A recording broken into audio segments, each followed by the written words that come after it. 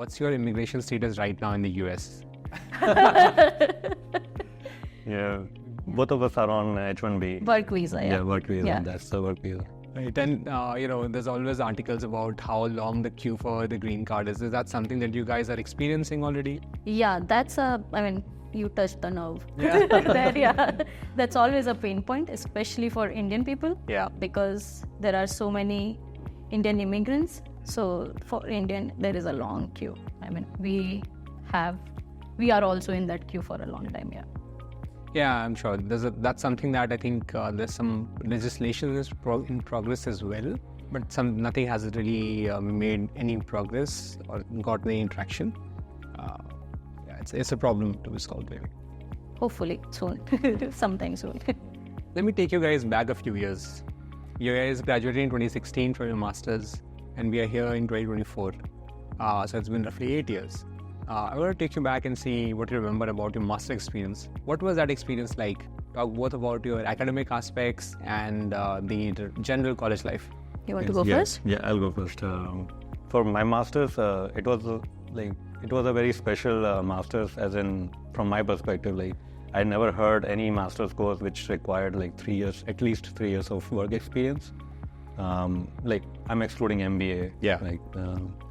And this was management information systems, right? And then there was no internship included, as people expect that there will be an internship in the 2 years of masters, but I didn't have that, and that was one additional pressure in addition to the loan that my parents took.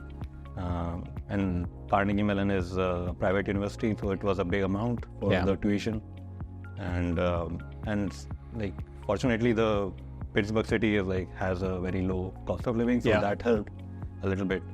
But overall, the masters was really very aggressive, aggressive curriculum. If you want to make it, you can do that, and I did that. Nice. So I went for the masters with a particular mindset. I want to switch my job profile to in data science. Got it. And I had no experience, so I took courses for that in first semester. Fortunately, there was a career fair at campus every semester. So in that first career fair, I realized nobody was even screening me for an interview, right? Because I didn't have that kind of hands-on experience, even after those hands-on projects during the curriculum. So after that, I changed my gears to shift to software engineering, which was my specialty. Yeah. So I did that, and I got multiple screening interviews with many companies, and then I finally got into Salesforce. So that was the most stressful part, searching for a job without any internship. Yeah. And the courses in CMU are very intense. Yeah. Assignment wise or work, you have to put in a lot of hours. Okay, got it. So, and as you said, people expect to be able to work part-time, but what you were saying is there was no time for any of that. There was no time for any of that. It was 1 year. There were people who were doing, they were working part-time, but we were not allowed to take any jobs other than TA or RA or anything like that. And those positions are also very limited, TAs. Yeah. So, yeah, I didn't have any job like that. Got it. How about you, Nitisha? How was your experience like at San Jose? It was a big struggle. Yeah. Especially, it was so different from undergrad. Yeah. In 4 years, I don't think so I studied that much. And then, especially if you are from IIT or NIT or from a tier 1 college, then you go through campus placement and company comes to your college and give you offer letter there. So the pool you are competing with is very limited. It's just your batchmates and all.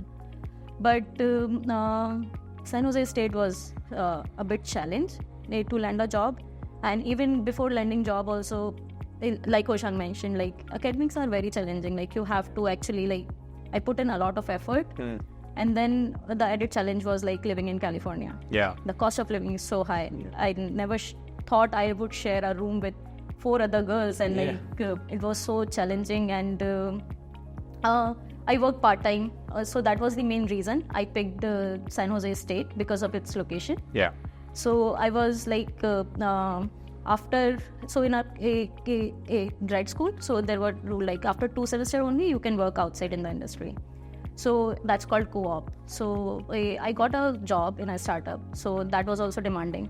So along with my coursework, I was working that part-time job, and I was a research assistant also. Oh, wow. So I was working 20 hours outside, which was not 20 hours because it was a startup. Sure. Yeah. And then I was working 20 hours on campus. Yeah. Then my academics, assignments and everything, and applying for jobs. So it was like wake up, cook your food, clean everything, leave home at 8, and then finish your jobs, attend classes. So our classes were in evening because many people were working in the industry already. Yeah. So classes used to start around 4 or something. So have classes in the evening, do assignment at night, come back home at 2 a.m., sleep, and then go back. So I did that for almost 2 years. Wow. And it was very challenging. And having a student loan, and especially when you take loan from India and your pocket money or like whatever you're saving is in INR and you spend in US. So it's like, it's a big challenge. But now when I look at that time, I feel like it gives me a lot of confidence. Like I can do anything. Like I stretched myself to those limits. So that gave me a lot of confidence that I have that strength or caliber to put those many hours in. If needed, I can work that hard. So it was a struggle, but I mean it was a good struggle. So what our viewers, students who are looking to move to the US, to other countries abroad, they have to prepare themselves for grueling hard work, right? There's no set ticket, there's no shortcut. If you want to get your basics right, then it's very important. Get those skills which are required, those skills definitely helped me in getting the right job, or like, being picky about the job I want to work in. Because like, if you don't work that time, then you will struggle later. So you have to put in hard work.